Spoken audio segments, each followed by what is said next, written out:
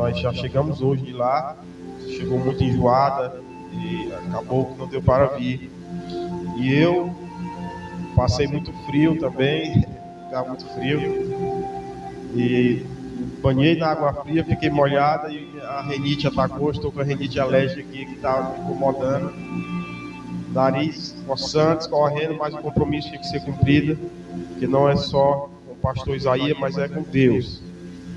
Amém? Hoje nós iremos falar sobre um assunto que é muito uma doutrina que tem sido mal compreendida. E hoje nós vamos falar sobre essa doutrina a partir do Provérbios, capítulo 3. Provérbios, abre suas Bíblias em Provérbios, capítulo 3, versículos 9 e 10. Esses dois versículos é o versículo base para a nossa pregação ou estudo, como queira chamar, de hoje. Amém? Os irmãos que encontrarem, os que puderem ficar em pé, fiquem de pé para a leitura do texto. Provérbios, capítulo 3. Provérbio 3, versículos. Provérbios 3, de número 3, versículos 9 e 10.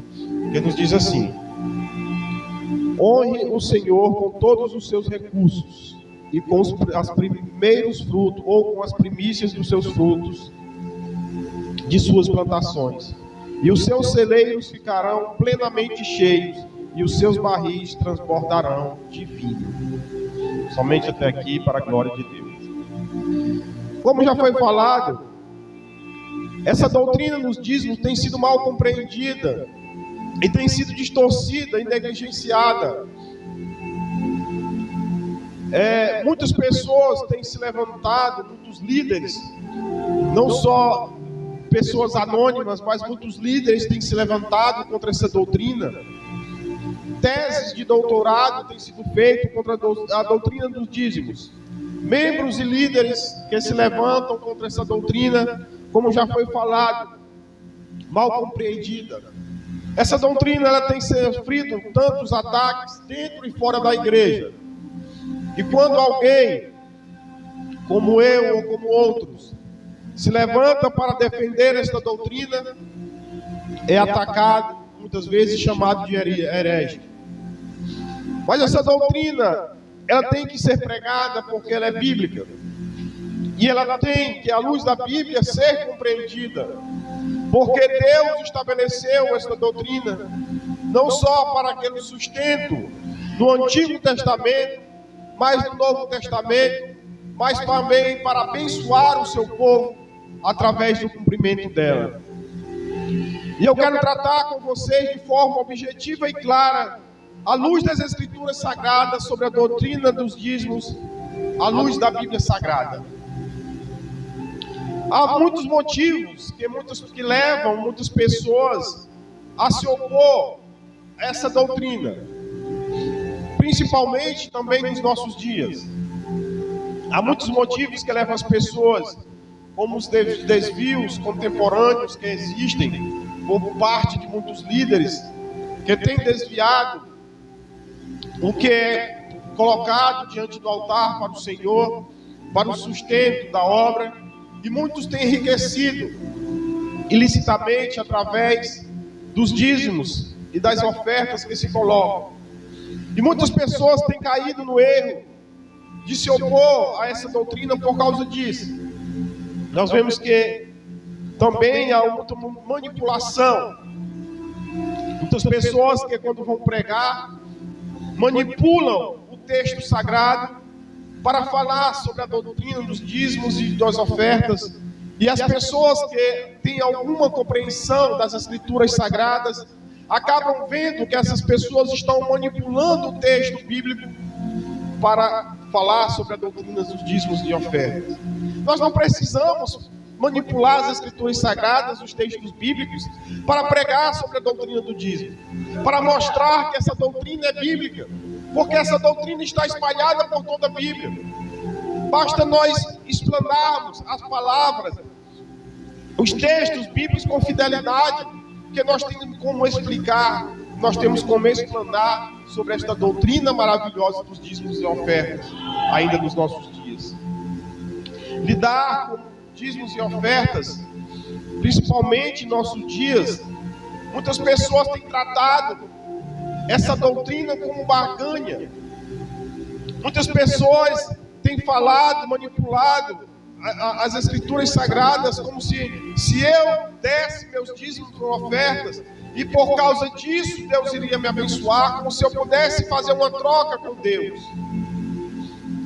As escrituras sagradas falam que o Senhor não se barganha. Eu não posso fazer uma moeda de troca dos meus dízimos e das ofertas, como muitos dizem, você dá agora tanto e você irá receber 1000 vezes mais. E muitas pessoas têm caído nesse erro. Muitas pessoas dizem, vocês vendam o que vocês têm, vocês vendam sua moto, vendam seu carro, vendam seu apartamento e coloquem diante do altar, ainda tem um nome ainda de fogueira santa, e dizem que essas pessoas serão retribuídas muitas vezes mais. E muitas pessoas têm caído nesse erro, e muitas vezes essa retribuição não chega, porque com Deus não se barganha, não se troca. O Senhor é dono de tudo. Ele é dono do ouro, da prata, e tudo que pertence a nós, que está em nossas mãos, pertence a Ele. A falsa teologia da prosperidade tem colocado muitas pessoas a se opor à doutrina dos dízimos, justamente por isso. Porque trata essa doutrina, trata os dízimos e ofertas como se fosse uma moeda de troca com Deus. E quando a pessoa está nesse erro e que não consegue ver o resultado, acabam saindo frustrados e decepcionados e se opondo a essa doutrina. À luz da teologia da prosperidade, se nós formos olhar para Paulo, que quando escreve a sua segunda carta a Timóteo, no capítulo 4, ele pede para que Timóteo leve a sua capa, que ele havia esquecido em Troade. Morreu velho, preso em uma masmorra e pobre. À luz da teologia da prosperidade, Paulo seria totalmente fracassado. Nós vemos lá em Atos 2, Pedro e João subindo ao templo e encontra com aquele homem coxo na porta do templo chamado Formosa, e aquele homem pede uma moeda a eles, e eles dizem, eu não tenho ouro nem prata, mas o que eu tenho eu te dou, em nome de Jesus Cristo, seja curado, levante e ande. Mas essa teologia da prosperidade tem distorcido essas verdades, e dizem que as pessoas, para serem abençoadas, ela necessariamente precisa ter dinheiro, ela necessariamente precisa ser rico, ela necessariamente precisa de um carro. Há muitas pessoas ricas que são pobres espiritualmente, e existem muitas pessoas pobres que não têm praticamente nada e são ricos espiritualmente, ricos porque têm a herança no reino de Deus. Então essa doutrina da teologia da prosperidade, ela não pode ser vista à luz da Bíblia, porque ela distorce uma das grandes doutrinas da Bíblia, não principal, mas das grandes, que é a doutrina dos dízimos da oferta.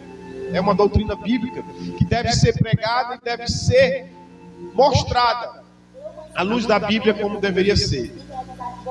Outra coisa que levam muitas pessoas a se opor a essa doutrina é o levantamento ou relevantamento das indulgências. Antigamente a igreja romana, ela vendia indulgências, pedaços da cruz, ela vendia pedaços do pano, do tecido que cobriu Jesus, e vendia isso e vendia aquilo, como forma que aquele bem, aquele material adquirido fosse abençoar a vida das pessoas. E nós vemos isso, nós vimos as nossas redes sociais, vimos muitas denominações que levantou novamente essas indulgências, vendendo lenço ungido, vendendo vassoura ungida, vendendo tijolo da Nova Jerusalém, vendendo até feijão ungido. Isso tem colocado muitas pessoas a se opor à doutrina dos dízimos, porque nem muitas pessoas não caem nessas mentiras, nessas idolatrias, nesse sincretismo religioso no qual eles estão apresentando. e muitas pessoas acabam se opondo a essa doutrina. Outra causa é o enriquecimento ilícito no nome da religião.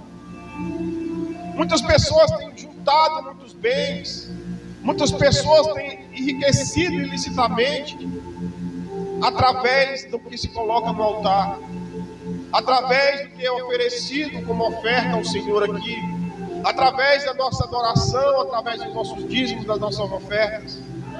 E muitos têm enriquecido ilicitamente, e a igreja tem pagado caro por isso, porque nós vemos cada dia mais pessoas e mais pessoas se levantando contra essas verdades, se levantando contra essa doutrina, se levantando contra a palavra de Deus e distorcendo a doutrina dos dízimos e das ofertas. Outra coisa é o mercadejamento da palavra de Deus. Muitas pessoas têm feito mercadejamento, têm vendido a palavra, cobrado absurdos para pregarem, cobrado absurdos para louvarem. Não, nós não estamos dizendo aqui que alguém que vai pregar em outro lugar ou que vai louvar em outra cidade não se deve se ofertar a ele as suas passagens, não se deve se ofertar a ele um local para ele dormir que seja confortável, não se deve ofertar para ele uma comida de qualidade, e que também não se deve ofertar para ele uma quantia, porque ele é trabalhador do reino, ele é digno do seu salário. Mas pessoas têm cobrado cachês de 30 mil, de 40 mil, de 50 mil, de 60 mil. E essas pessoas têm recebido o seu galardão aqui. E de certa forma, as pessoas que se opõem a essa doutrina olham para essas pessoas e dizem: não, meu dízimo não vai servir para isso. E tem muitos se levantado contra essa doutrina. E outra é a armadilha que muitos têm falado sobre a armadilha da culpa, dizendo que se você não ofertar, se você não dizimar, você vai ser amaldiçoado. Se você não ofertar, você não dizimar, vai vir isso sobre você, vai acabar isso.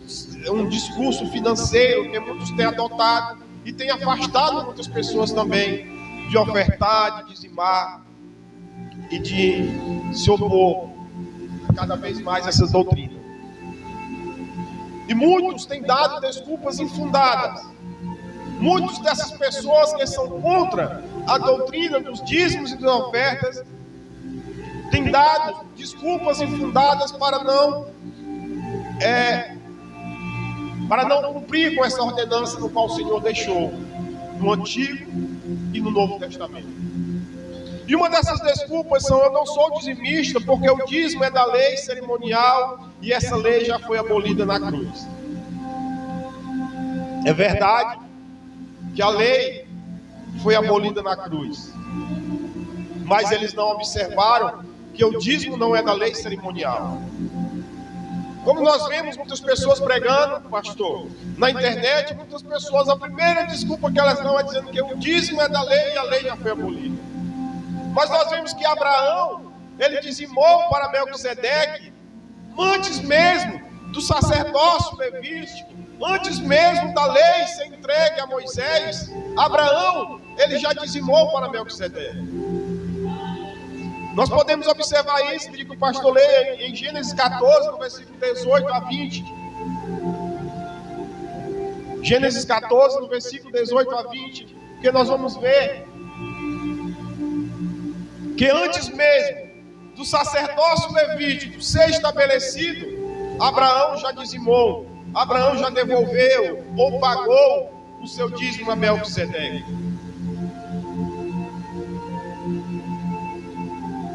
Gênesis 18, 14.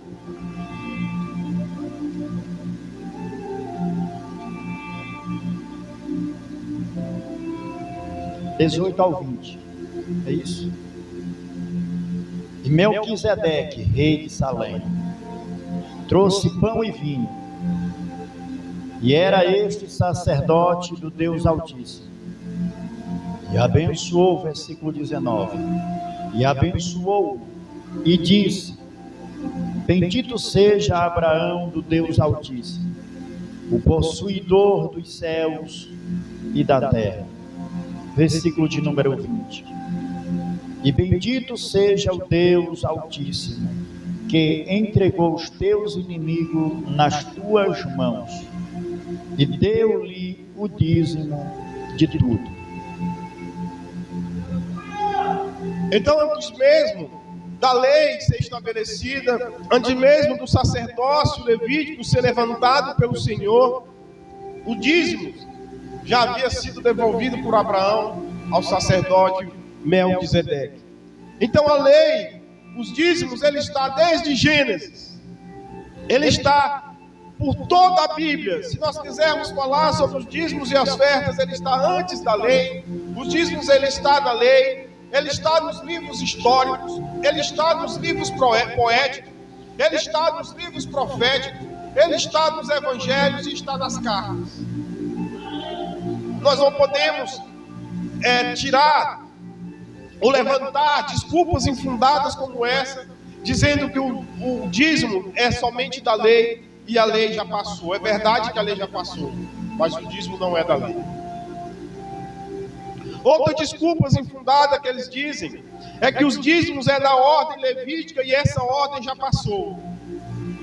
Convidar o pastor a ler em Hebreus 5, de 5 a 6.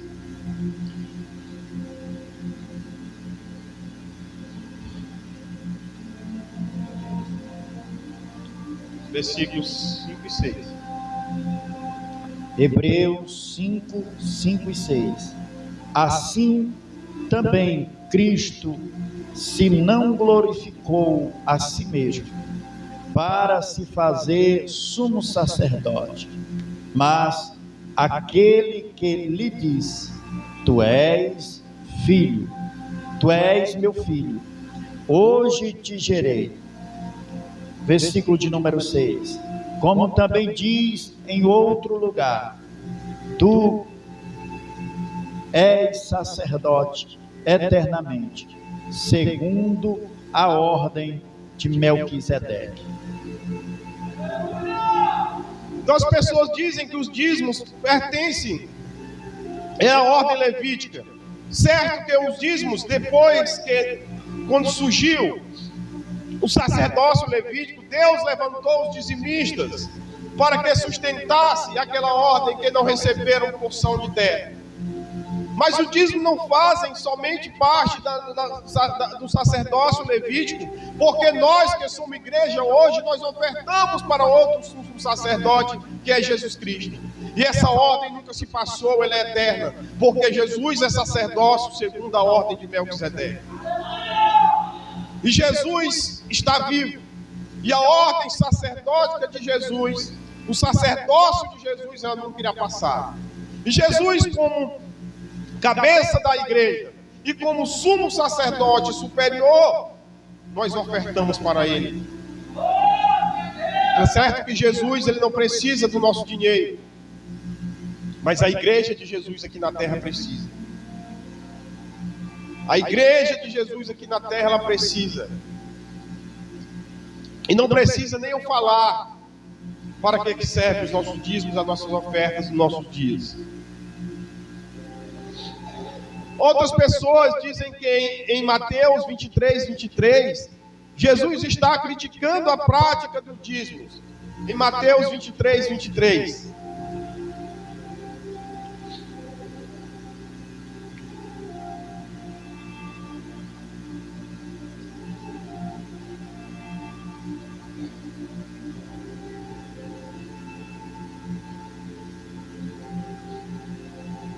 Se os irmãos acharem aí, pode caçar aí e levantar a mão que achou. Não é só porque só eu não.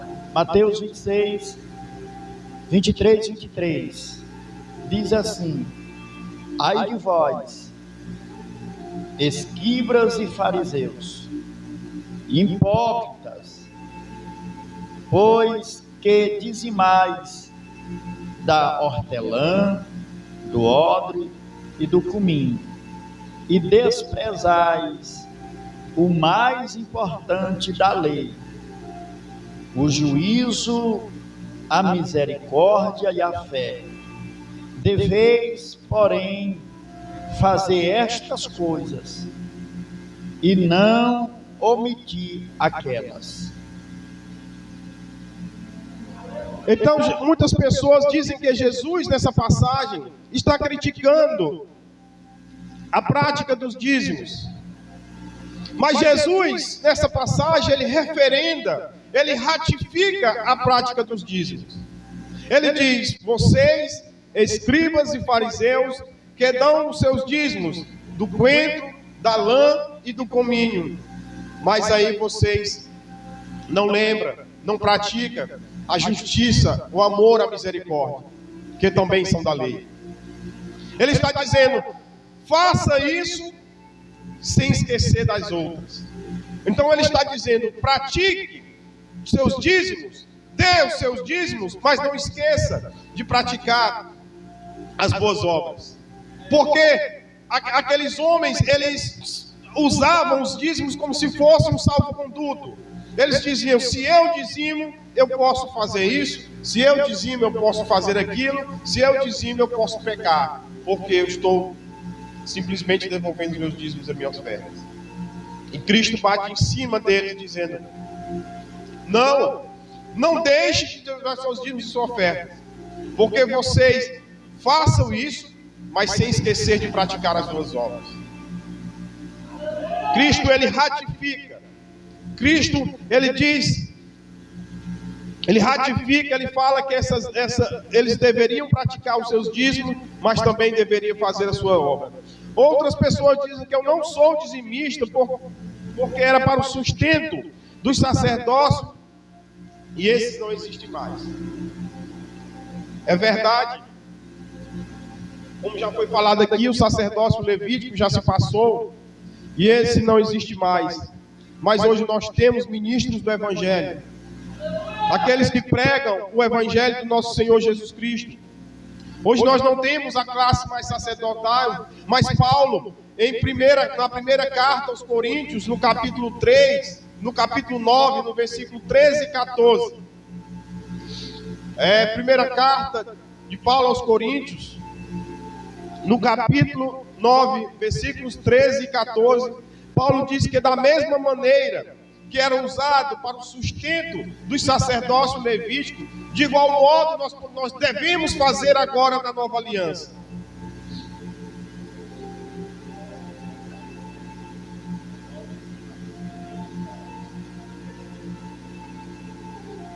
Não sabeis vós que que administram o que é sagrado, comem do que é do templo, e os que de contínuo estão junto ao altar, participam do altar?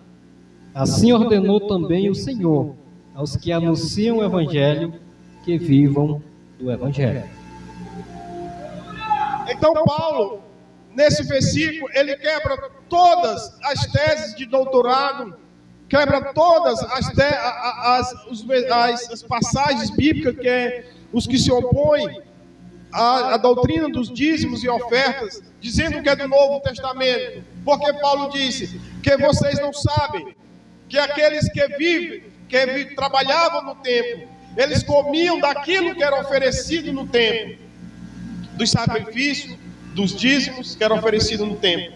Mas ele disse assim: mas assim ordenou o Senhor. E essa ordem não é ordem de homem, é ordem de Jesus Cristo.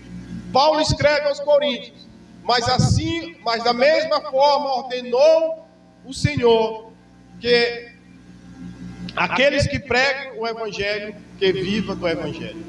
Paulo, ele faz uma transição do Antigo Testamento para o Novo Testamento, dizendo que daquela mesma forma que o sacerdócio levítico, eles eram sustentados pelo povo de Israel, agora a igreja deve sustentar os seus ministros do Evangelho. E muitas pessoas ainda dizem assim, quando se cita esse versículo: não, mas antigamente eles ofereciam cereais, ofereciam bois. Quando se fala de um versículo fora do contexto, nós estamos procurando pretexto para distorcer esse versículo. Porque aquele país era um país agrícola, era um país que não trabalhava com moedas.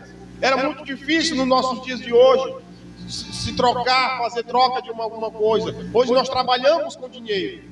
E se nós formos olhar para o contexto daquela época, o que eles tinham para oferecer era da sua lavoura, era dos seus rebanhos. Mas hoje nós trabalhamos com dinheiro. Hoje nós trabalhamos com moeda.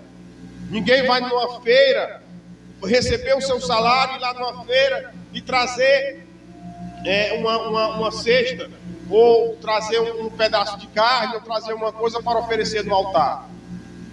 Pois o contexto que nós vivemos é diferente. E esse versículo tem que ser analisado à luz do contexto no qual ele foi escrito.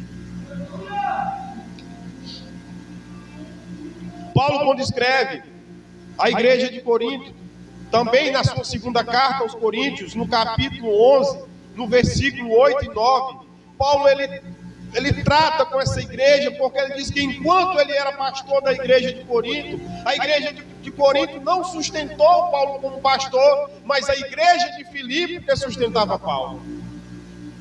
Olha que vergonha para essa igreja. Paulo sendo pastor da igreja de Corinto, e Paulo, quando estava em Corinto, porque a igreja de Corinto não pagava o salário de Paulo, Paulo tinha que trabalhar fazendo tenda. Mas enquanto Paulo trabalhava fazendo tenda, o evangelho estava engessado. Porque ele não pregava, porque ele não ensinava, porque ele não visitava. E ele aproveitava os dias de sábado, ou um dia que não fosse trabalhar, para poder pregar o evangelho. E a igreja de Filipe, sabendo disso, manda uma quantia em dinheiro para Paulo, para que o evangelho não ficasse parado, para que a pregação do evangelho continuasse. Infelizmente, nos nossos dias, muitos dos ministros do evangelho, muitos dos pastores, têm que trabalhar para o seu sustento. Diz a pessoa, mas pastor não tem que trabalhar? Tem que trabalhar na obra do Senhor, porque eles foram escolhidos para isso.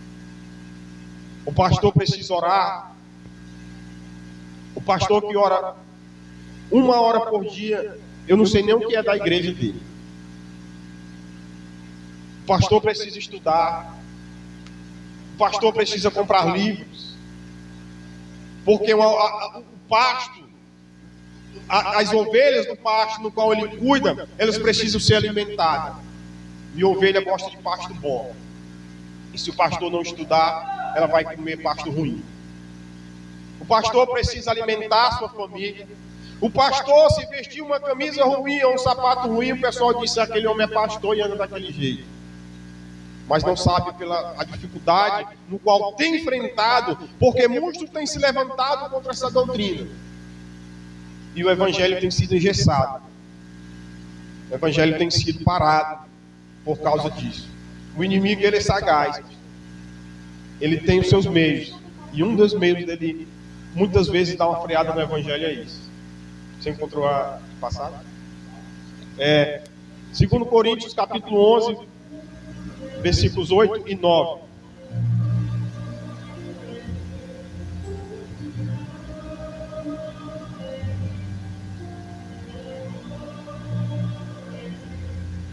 Assim está escrito em 2 Coríntios 11, 8 e 9. Outra igreja despojei eu para vos servir, recebendo delas salário. E quando estava presente convosco e tinha necessidade, a ninguém fui pesado. Versículo de número 9. Porque os irmãos que vieram da Macedônia supriram a minha necessidade. Tem muito fundo aqui. E em tudo me agradei. E em tudo me guardei de vos ser pesado. E ainda me guardarei. Então Paulo, ele trata com a igreja de Corinto, porque a igreja de Corinto, enquanto Paulo estava lá, não deu o sustento de Paulo. E os irmãos da Macedônia, e a Macedônia era das regiões mais pobres, era das igrejas mais pobres, a igreja de Filipe, a região da Macedônia, onde tinha as igrejas mais pobres. Mas eram os irmãos que Paulo, quando escreve aos Filipenses, ele elogia a igreja de Filipenses justamente por isso, porque era uma igreja que era pobre, mas era uma igreja que sabia muito bem honrar os seus pastores, sabia muito bem o que era essa doutrina e sabia muito bem do que eles faziam. Deus era o suficiente para suster e sustentar aquela igreja. Outras desculpas que as pessoas dizem é que os dízimos eram trazidos para o templo e hoje nós somos templo. É verdade que nós somos templo hoje. Deus, ele não habita em templos feitos por mãos humanas, nem naquela época e nem hoje. Mas hoje nós somos templos, mas também nós temos templos. E isso requer ainda mais demanda. Porque muitos templos são construídos, os templos e mais templos e mais templos. Vocês acham quando se custa para levantar uma estrutura dessa aqui? Para colocar portas de vidro, ventiladores, um som que estão de parabéns, um som muito bom, um bebedouro com água, ar-condicionados, luzes, tudo isso tem um custo que precisa ser mantido. E muitas vezes é obrigado a tirar do bolso dos ministros do Evangelho, que deveria ser sustentado pela igreja, mas muitas vezes é preciso trabalhar para sustentar a igreja. Isso tem sido invertido. Tem sido invertido. Isso não deveria acontecer. Hoje também nós temos missionários. Muitas denominações têm missionários enviados para muitos lugares. E esses missionários têm que ser sustentados pela igreja. Isso requer muito mais demanda do que antigamente. Mas nos nossos dias, por causa de tudo isso que tem acontecendo, como eu falei anteriormente, da distorção da palavra, de enriquecimento ilícito, do vendimento de indulgências, da teologia da prosperidade, muitas pessoas estão se opondo a essa doutrina. E a igreja tem sofrido, como já foi aqui dito também. Muitas pessoas dizem que lá em Malaquias é falado sobre a maldição, quando ele diz: de mim roubares dos dízimos e das ofertas. Mas as pessoas dizem assim: mas a maldição Jesus levou na cruz. É certo? Muito bem. Está lá em Gálatas, no capítulo 3, que Jesus se fez maldição em nosso lugar. Mas isso também, ele não nos dá a isenção de nós cumprirmos as ordenanças que estão escritas na Bíblia.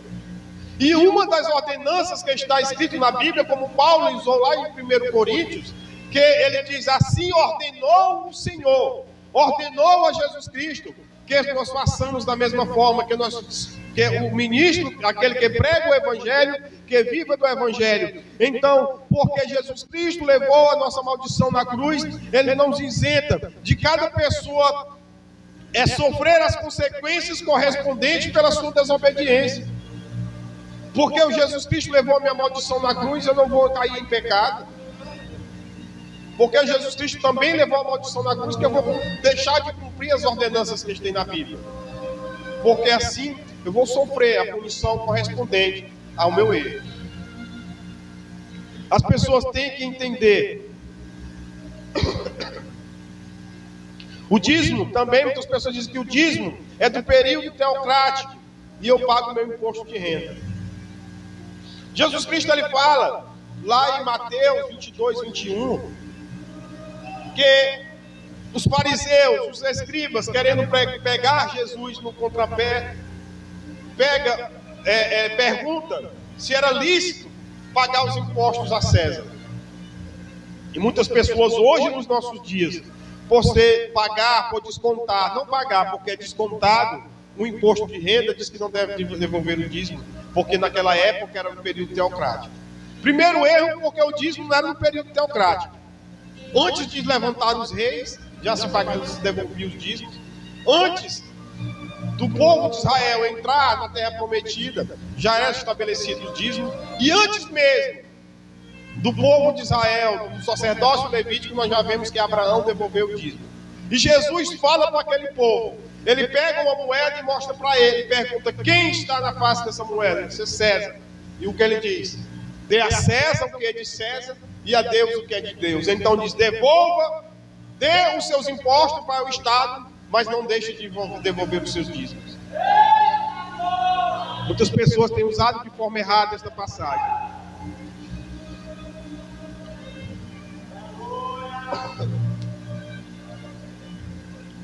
Outras pessoas dizem que não tenho autorização. Eu não tenho autorização para mudar essa lei. Pastor, muitas vezes existem muitas pessoas que dizem que as pessoas que pregam ou falam sobre a doutrina dos dízimos, eles dão uma ideia de que as pessoas a igreja deveria fazer um orçamento anual ou semestral de salário de pastores e de tudo que a igreja gastaria, e ela deveria fazer e dividir entre as ovelhas, entre os congregantes, de uma forma geral, que cada um pagasse de 6 em 6 meses ou de ano a ano. Mas isso eu estaria mudando o que está escrito na palavra de Deus. Eu não tenho autorização para mudar o que Deus deixou na sua palavra.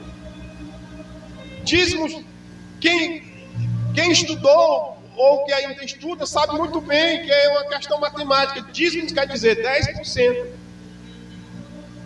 Dízimo é 10% de alguma coisa. E esses 10% eu não posso mudar isso. Eu não posso dizer que você tem que devolver a mais, mas também eu não posso dizer que eu tenho que devolver a menos. Isso é uma forma, Deus estabeleceu isso, e eu não posso mudar. Eu não posso fazer essa mudança. Muitas pessoas têm caído também neste erro. Muitas pessoas têm dado outra desculpa, dizendo: eu não devolvo o dízimo, mas eu dou a oferta. Primeiramente, o dízimo não é meu. Ele pertence ao Senhor. Na verdade, tudo que Deus colocou em nossas mãos, nós somos apenas mordomos. A Bíblia diz que Deus é o dono do céu, da terra, e tudo que nela pertence a Ele. Então Ele nos dá 90% para nós administrarmos e 10% para devolvermos para a obra. Aí as pessoas dizem: não, mas eu dou oferta.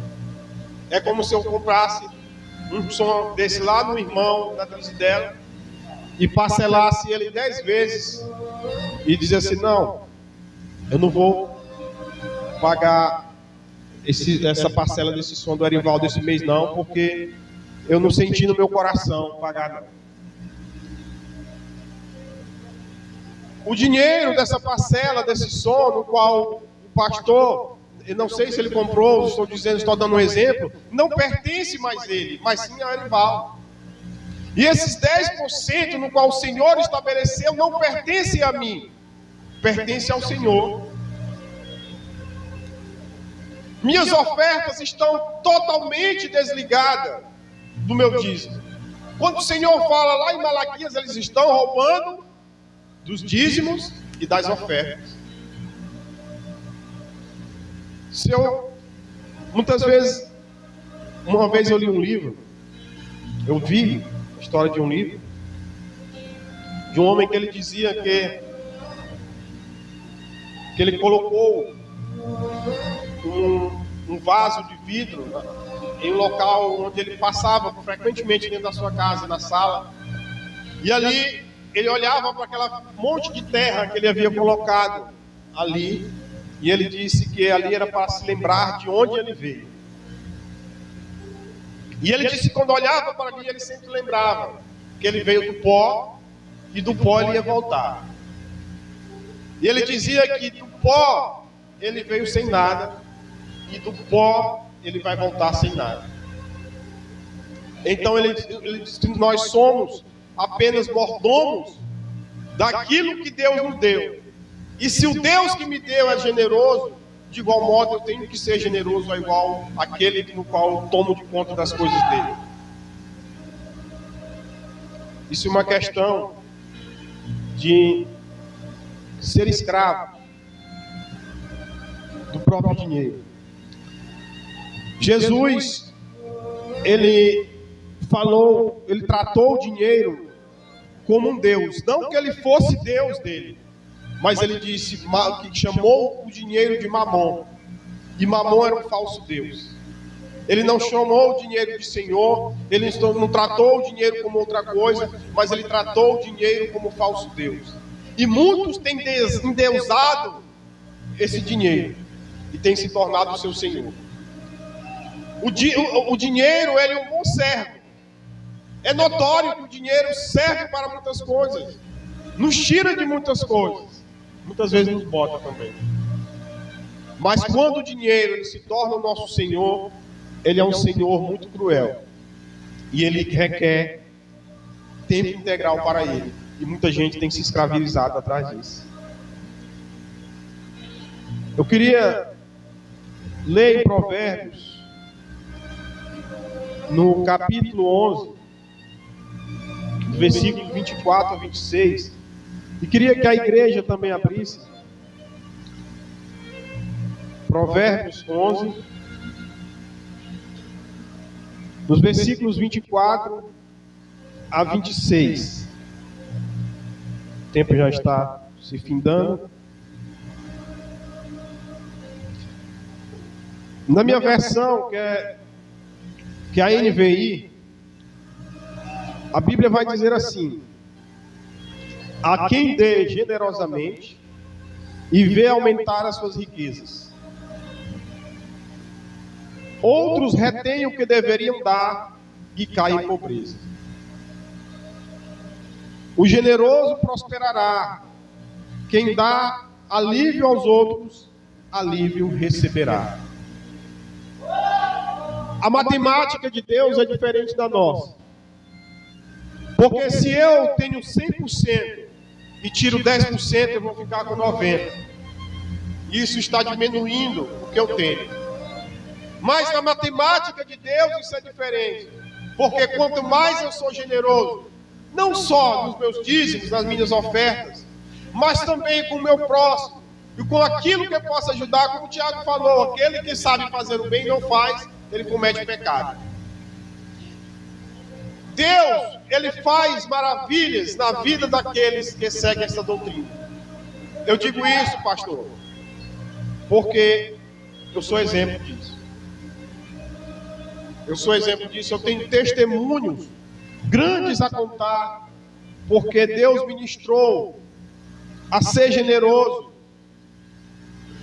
e assim obedeci a sua voz, e Deus fez muitas maravilhas na minha vida. Eu não estou aqui pregando teologia da prosperidade, mas estou pregando a doutrina dos dízimos de ofertas à luz da Bíblia, e contando um testemunho, que uma vez eu estava construindo ainda a minha casa, e a casa estava coberta, e tinha colocado a madeira em cima, já havia pintado a madeira, e no inverno, pegando chuva e sol, o dinheiro havia acabado para comprar as telhas. E o Senhor ministrou no meu coração. Havia umas peças, alguns cabos que eu havia trocado no meu trabalho, e Deus ministrou no meu coração que eu pedisse aqueles cabos. E eu falei, mas eles não vão dar. De alguma forma não vão dar de jeito nenhum. Mas se Deus falou, ele responsabiliza. E quando nós falamos do assunto de maneira espantosa, ele disse assim, pode levar, pode vender. Eu disse assim, pois é, Deus me está no negócio. E eu vendi esse material, e na época, ele deu uma boa quantia em dinheiro, que daria para eu comprar 3 vezes o tanto de telha que eu estava querendo. E as telhas, olha que aquelas telhas são caras. Mas aí Deus ministrou no meu coração que eu ofertasse lá para a igreja esse dinheiro. Uma grande quantia de dinheiro. Grande, entre aspas. E assim eu fiz. Mas Deus, depois disso, Ele abriu as portas para nós de forma extraordinária. Que ainda hoje nós nadamos na bênção desse tempo ainda. Isso já está com mais de 3 anos. Eu estou falando esse testemunho para a igreja.